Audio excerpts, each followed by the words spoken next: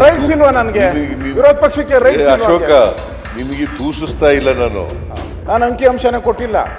ಅದು ನೋಡಿ ರೆಕಾರ್ಡಲ್ಲಿ ನಾನು ಏನು ಅಂಕಿಅಂಶನೇ ಕೊಟ್ಟಿಲ್ಲ. ಪ್ರತಿಪಕ್ಷ ನಾಯಕರು ನಮ್ಮ ಮುಖ್ಯಮಂತ್ರಿ ಸಿದ್ದರಾಮಯ್ಯ ಅಷ್ಟು ಕೆಟ್ಟ ಮಾತು ನಾನು ಆಡೇ ಇಲ್ಲ. ಇರೋದ್ರಲ್ಲಿ ಬಹಳ ತೂಕವಾಗಿ ಮಾತಾಡ್ತೀನಿ. ವಿರೋಧ ಪಕ್ಷದವ್ರಿಗೆ ಹಕ್ಕಿದೆ, ಟೀಕೆ ಮಾಡತಕ್ಕಂಥ ಹಕ್ಕಿದೆ, ಟೀಕೆ ಮಾಡಿ. ಬಟ್ ಅನ್ಪಾರ್ಲಿಮೆಂಟರಿ ಪದಗಳನ್ನು ಉಪಯೋಗಿಸಬೇಡಿ.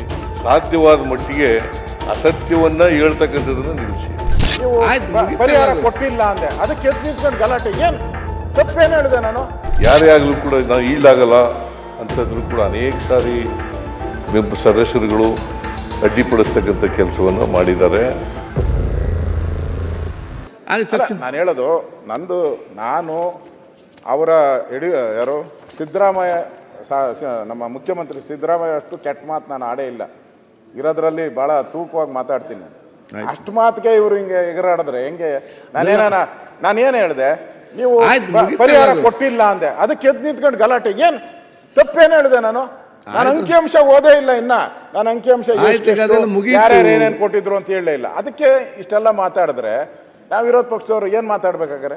ಆಯ್ತು, ಈಗ ಮನೆ ಮುಖ್ಯಮಂತ್ರಿ ಮಾತಾಡಲಿ.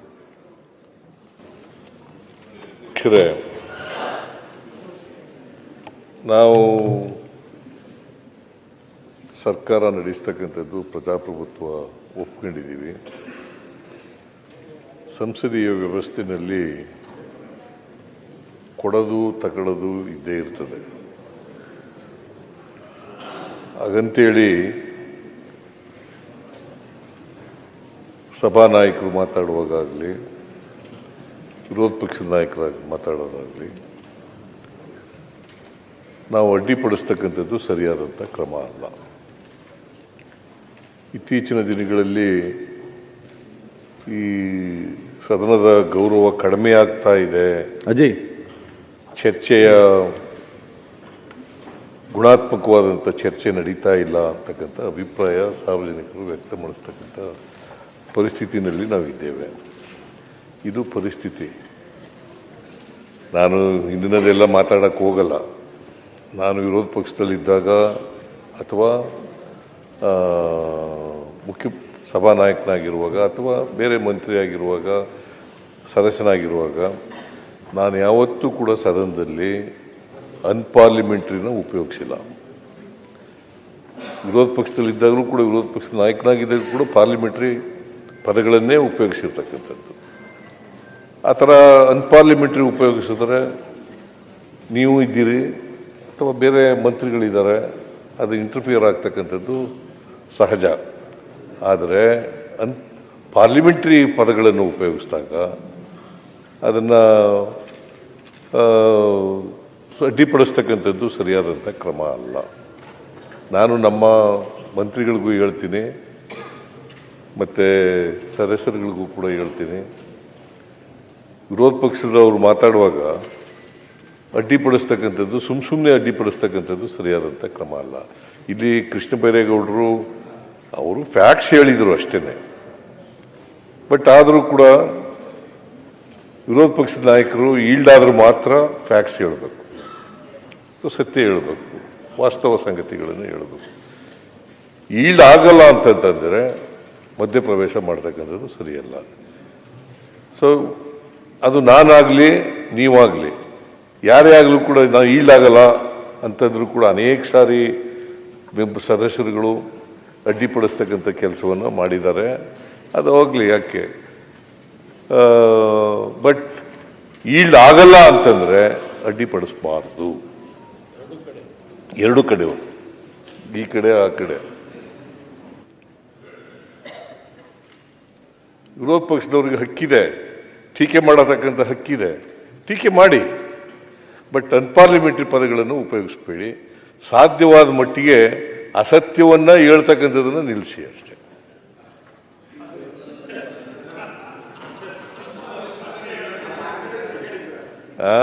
ಇಲ್ಲ, ಈ ಕಡೆಯವ್ರಿಗ ಎರಡೂ ಕಡೆಯವ್ರಿಗೆ ಹೇಳ್ತಾ ಇದ್ದೀನಿ ನಾನು, ಆ ಕಡೆ ಈ ಕಡೆ ಅಂತ ಇಲ್ಲ. ಟೀಕೆ ಮಾಡೋರು ಜಾಸ್ತಿ ಯಾರು? ವಿರೋಧ ಪಕ್ಷದವರಲ್ಲ. ಟೀಕೆ ಮಾಡಲಿಕ್ಕೆ ನಿಮ್ಗೆ ಅವಕಾಶ ಇದೆ, ಟೀಕೆ ಮಾಡಿ. ಆದರೆ ವಾಸ್ತವ ತಳಹದಿ ಮೇಲೆ ಟೀಕೆಗಳನ್ನು ಮಾಡಿ ಅಷ್ಟೇ. ಟೀಕೆಗಳನ್ನು ಸ್ವೀಕಾರ ಮಾಡಲಿಕ್ಕೆ, ಅದಕ್ಕೆ ಉತ್ತರ ಕೊಡಲಿಕ್ಕೆ ನಾವು ಸಮರ್ಥವಾಗಿದ್ದೀವಿ. ಉತ್ತರ ಕೊಡೋಣ. ಆದರೆ ಉತ್ತರ ಕೊಡುವಾಗ ದಾರಿ ತಪ್ಪಿಸ್ತಕ್ಕಂಥ ಕೆಲಸ ಮಾಡೋಕ್ಕೆ ಹೋಗಬೇಡಿ. ಯಾರೇ ಆಗಲಿ, ಇವರಾಗಲಿ ಅವರಾಗಲಿ ದಾರಿ ತಪ್ಪಿಸ್ತಕ್ಕಂಥ ಕೆಲಸ ಮಾಡ. ಸೊ ಸಭಾನಾಯಕರು ಮಾತಾಡುವಾಗ ಆಗಲಿ, ವಿರೋಧ ಪಕ್ಷದ ನಾಯಕರು ಮಾತಾಡುವಾಗಲಿ, ಅಥವಾ ಬೇರೆ ಮಾನ್ಯ ಸದಸ್ಯರುಗಳು ಮಾತಾಡುವಾಗಲಿ ಅಡ್ಡಿಪಡಿಸ್ತಕ್ಕಂಥ ಕೆಲಸ ಮಾಡಬಾರ್ದು. ಇನ್ನು ಮುಂದೆ ಇದನ್ನು ಮುಂದುವರಿಸ್ತಕ್ಕಂಥ ಕೆಲಸ ಮಾಡೋಣ. ಬಿಕಾಸ್ ಸದನದ ಗೌರವ ಎತ್ತಿಡಿತಕ್ಕಂಥದ್ದು ನಮ್ಮೆಲ್ಲರ ಕರ್ತವ್ಯ. ಒಂದೇ ನಿಮಿಷ ಮುಖ್ಯಮಂತ್ರಿ, ನಾನೇನು ಅನ್ಪಾರ್ಲಿಮೆಂಟರಿ ಪದ ಉಪಯೋಗಿಸ್ತಾ ಇಲ್ಲ, ಅನ್ಪಾರ್ಲಿಮೆಂಟ್.